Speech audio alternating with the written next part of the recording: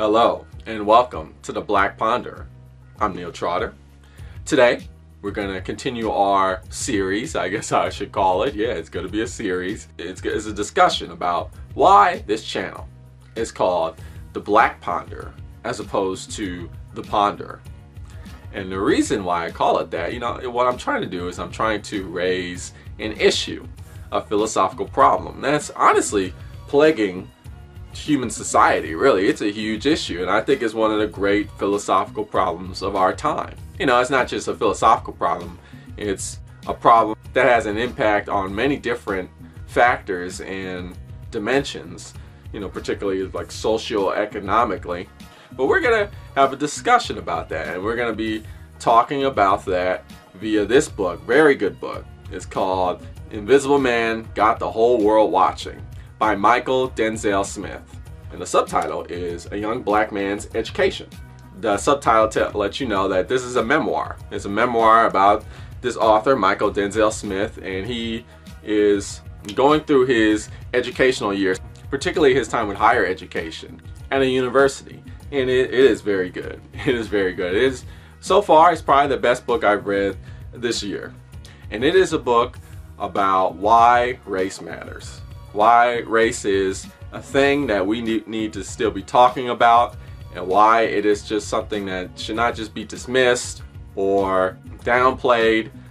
And it talks deeply about how the issue of race is influencing American society and all of its negative factors. What I would like to add on to the discussion that Denzel Smith is raising here is I want to add the philosophical aspect to it, a philosophical dimension, because as grand as the issue of race is, and it is huge, right? Interestingly enough, in my opinion, it is a microcosm, racism, really this huge philosophical problem that human beings have. And this is this problem that we create these false realities for ourselves. And these false realities trap us. They really do. They trap us, and they don't allow us to move forward, to progress as a society, as a species.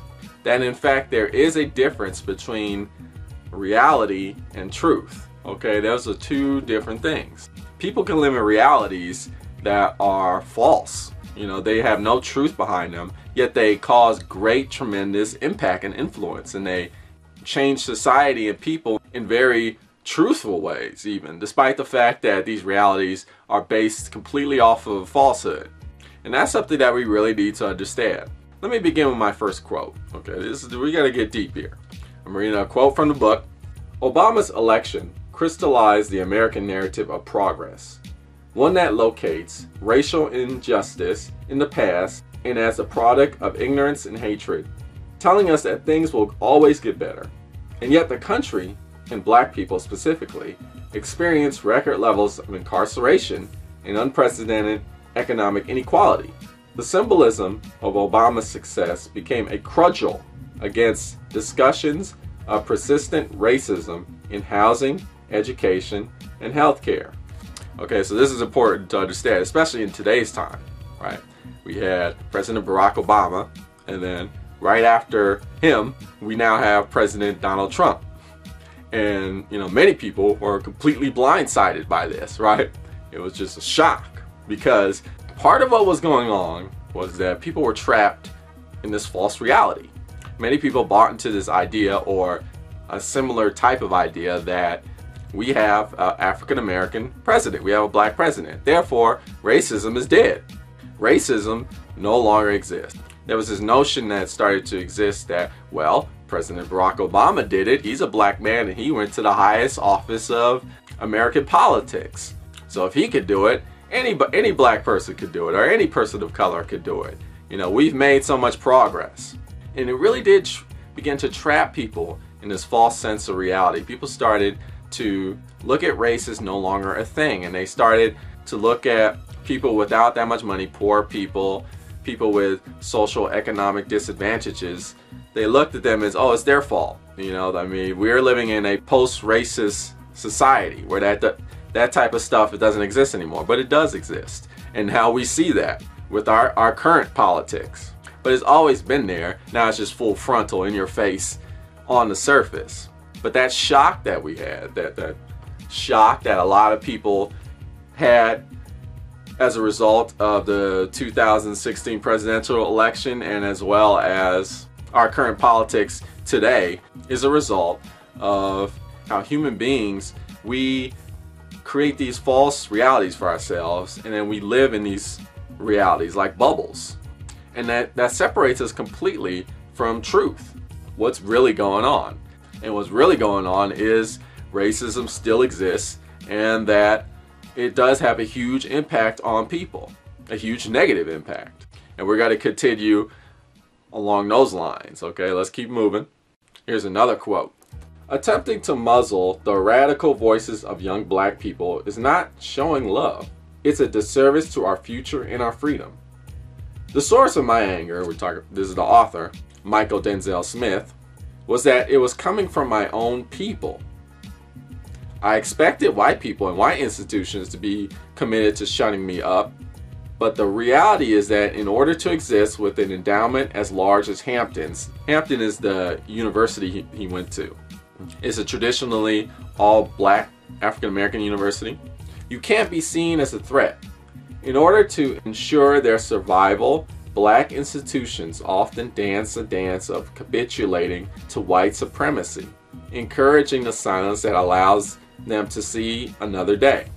So what's going on here is that there was this issue that Michael Denzel Smith was bringing up to his university. This issue of social injustice, this issue of racism. He was trying to bring it to everybody's attention, and he got a lot of pushback from the administration. The administration didn't want him to talk about what was going on, or they didn't want him to rock the boat as much as he did. And this happens, unfortunately, to African Americans all the time. And oftentimes it happens to African Americans by other African Americans.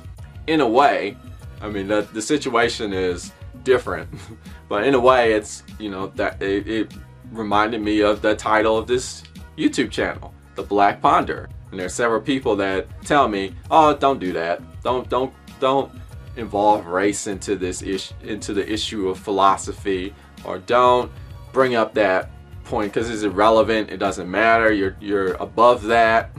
You're an intelligent human being, and you shouldn't be concerned with that because it ultimately doesn't matter," right? But it does matter. It really does matter. In fact, it is one of the great problems of our society. And I have not risen above racism, and you have not risen above racism, right? Because racism is a systemic social problem that is not only the foundation of America, one of the most powerful countries in the world, if not the most powerful country in the world. It's a systemic social problem of the world itself. And we need to talk about this problem philosophically. There needs to be more philosophical discussion about this. Let me explain. We're going to go to our next quote. Now, I'm going to be doing some extended interpretive reading here. We're going to read a huge block of text here, but it is very good. It is very good. This block of text, to me, when I read it, I'm like, oh, okay, this is the best book I've read this year.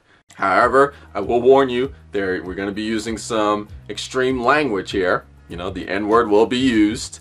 So thank goodness I don't have to worry about monetization, because this will probably become a non-monetizable video for my use of the N-word. But we're using this language in an informative, educational way. Okay, we're trying to get at the truth of the matter. Okay, we're trying to get toward the meaning behind this problem. Okay, and sometimes we gotta rock the boat to confront the problem and come up with a solution. Okay, sometimes we gotta get uncomfortable. If that's what it takes to get to the truth, that's what it takes. I, as an African American, and Michael Denzel Smith, also as an African American, believe that we need to use this type of language to get toward the truth. Okay, so bear with me. To write about Trayvon Martin was not just to write about George Zimmerman shooting and killing him.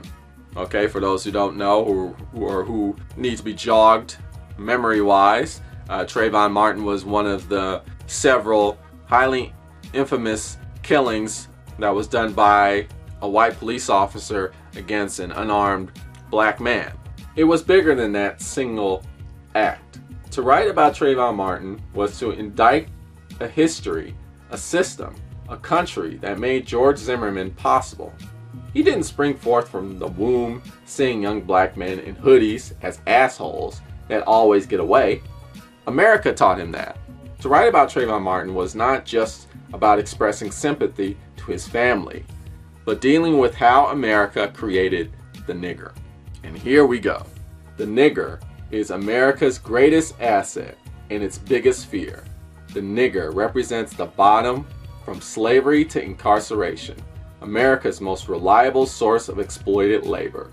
The nigger generates profit that America feels no obligation to share. The nigger is reminded of its position at the bottom by being shuttered off in the worst neighborhoods with the least amount of resources, while being told to be grateful for America's benevolence. And so long as the nigger exists, America can say to its other exploited populations, at least you aren't in the nigger. Woo, man. All right. What's being said here? What's being said here is that America, the concept of the nigger it's a social construct. It was created as an American foundational asset, a foundational part of American society. The nigger is a foundational social construct of America. Understand? But every now and then, some of America's niggers get it in their heads that they deserve the right to walk free in the world. They start believing they are worthy of being treated like humans, with dignity and compassion. But if every one of America's niggers started believing this, America's greatest fear, and demanded as much, America as we know it would cease to exist. America ain't America without its nigger. So from time to time, America needs to send a message to its niggers that being a nigger is a safe bet. That it's actually better to be a nigger than to live free. In America, impetuous adolescent of a country that it is, sends this message through violence. So what Michael Denzel Smith is saying here is that how America operates, how it functions, is that it needs that social construct. It needs the nigger to operate in the way that it wants. This hyper-capitalistic, patriarchal, elitist-driven way of life. It needs that concept to keep that going. And when that concept is under threat, America is hardwired to respond to that threat in violent ways. More often than not, the violence is slow and undetectable to those who aren't niggers. The niggers go to dilapidated schools. The niggers don't get tested for certain diseases when they go to the doctor. The niggers breathe the most polluted air. The niggers work longer hours at more strenuous jobs for less money. But sometimes the violence is more direct. Sometimes a George Zimmerman kills a Trayvon Martin. The violence is undetectable to people who aren't within that social construct. If you're one of those people who believes we've conquered racism, or you can rise above racism through intellectual transcendence, or why do you call yourself the Black Ponder? You should just call yourself the Ponderer. I would argue that the truth is hidden from your reality, your false reality, because you're not within this social construct. That is what Michael Denzel Smith is talking about. Bearing witness as an honest black man and good black writer means saying as much, and saying it over and over, because America keeps killing its niggers over and over. It is recognizing that America does not hate us, but that it killed Sean Bell, Oscar Grant, Ramarley Graham, Jordan Davis, and Freddie Gray to remind us of our place. Okay, these are the infamous killings of unarmed black men by white police officers. Michael Brown wasn't killed because of hate.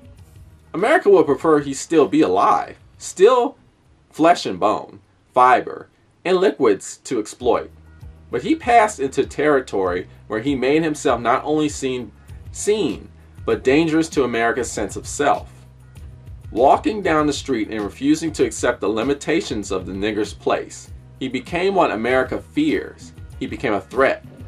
Acting on behalf of America, Officer Darren Wilson eliminated the threat. Michael Brown was a sacrifice. one made millions of times over by America to ensure that the rest of its niggers stay in line. That's why his body lay there, bleeding out onto the pavement of Canefield Drive for 4.5 hours. Not because of neglect, but because it was a message. Here's your punishment. Here's what happens to American niggers who don't stay in their place. And that message creates a desire in the rest of us niggers for the relative safety offered by choosing the invisibility that comes along with being a cog or a killer. Okay, so what is Michael Denzel Smith saying when he says cog or killer? Well, to fit within this social paradigm that must exist for the current state of America to exist, this hyper-capitalistic, patriarchal, elitist society that is America, for that to function, African Americans need to be put in either two subcategories: a killer, like a thug, a gangster, hoodlum, or a cog. A cog will be somebody like me if I call this channel The Ponderer instead of The Black Ponderer. If I call it myself The Ponderer, then I would support this false reality that race doesn't matter, that through intellectual study and intellectual rigor, I rose above the confines and the limitations of race, which would not be true at all. The challenge of overcoming invisibility is one that black men take up daily in the quest to live freely as ourselves. And in some rare instances, we can make the world stand up and pay attention, to extend to us basic humanity for the price of either our sanity or integrity. So what I'm trying to do is put some philosophical light, or shine the philosophical spotlight on the issue of race. Okay, because I love philosophy, and I feel that philosophy is an underutilized tool that we can use to help solve a lot of these problems, like race. And by calling this channel The Black Ponder, what I want to do is take that spotlight that is philosophy and shine it on the problem of race and say, okay, what philosophical tools that we can use to solve this issue? Because it is an issue, it does exist, and it is important for us to find solutions. And I think a lot of those solutions can only be created through philosophy. If I call it myself The Ponderer, and that's it, I would be completely ignoring this issue that I deal with all the time, and all African Americans deal with all the time as well. And quite frankly, the world in general is impacted by. Let's continue with another large block quote, because I mean, this guy, he's dropping some dimes here. These are some knowledge, okay? Noble as the intentions of respectability politics may have once been. Respectability politics is the concept that through hard work and vigor and determination and grit and intellect and all this other stuff, that we can rise above racism or social injustice for that matter. It's a philosophy that has morphed over time into another tool to blame black people for their own oppression. What was a strategy of resistance became an admonishment toward conformity. Invoking the politics of respectability now is to name a more conservative strain of thought, where it is believed that if you behave properly, dress well, speak correctly, and get the right education and listen to authority, whatever racism that does exist in the world will not be an impediment to your success. If you adhere to the rules of society, your race will not matter. It's only when we live up to the stereotypes that we limit our opportunities. Okay, this is exactly what I'm talking about. This isn't just a diminishment of the impact of racism, but a misreading of how racism operates. There are no traits that are inherent to blackness that then become the basis of oppression. It's the other way around. The system of racism invented and continually adjusts the rubric to justify its existence. Whether we're talking about the idea that enslaved Africans were a less evolved form of the human species and therefore better suited to field work, on down to identifying who is and isn't a thug based on their fashion choices and patterns of speech. The underlying context is that black is the other thug is black is nigger. America is nothing without its nigger. And it's this idea then that for American society to function the way it is currently, this unjust social economic divide that we have here in America, how that to continue to operate, it needs that social construct that is the other. It must have that for it to continue to operate in that way. And that other is the concept of the nigger. And we have to acknowledge that it needs to be acknowledged to address the problem. That acknowledgement can be a foundation for us to solve problems. But if we look back to what politics of respectability was initially meant to describe, it's still an insufficient philosophy.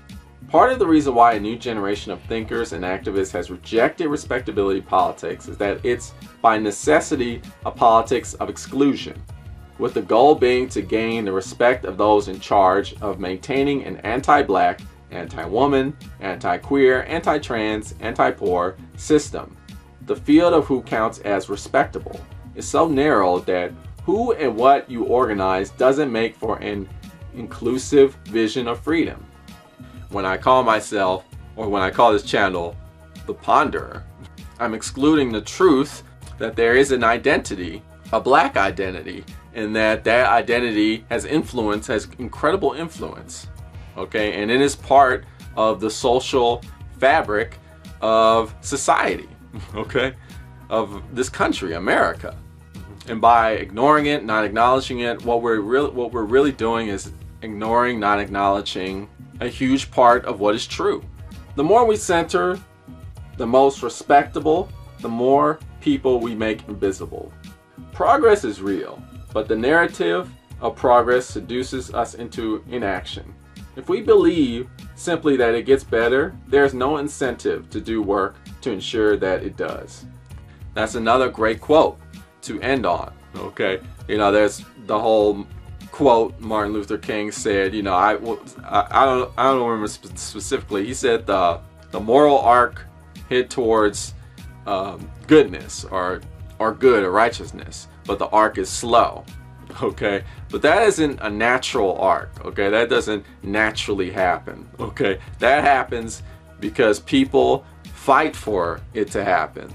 That happens because there's people out there that are pushing truth and that are rejecting false constructs. They're bringing false constructs to light, and they're tearing them apart so that we can understand the true nature of reality. And that's what needs to be understood here. We have to face these false constructs. We have to confront them, we have to break them down, and we have to get toward truth. And we can use philosophy to do that. And that's what I'm talking about here. I encourage you to check out Invisible Man, Got the Whole World Watching by Michael Denzel Smith. One of the best books I've read this year. It's an incredible memoir. If you want to know what it means to be African American or to be black in America, this is a perfect read for you. Well, you've been listening to The Black Ponder. Tune in next time for more philosophical thought.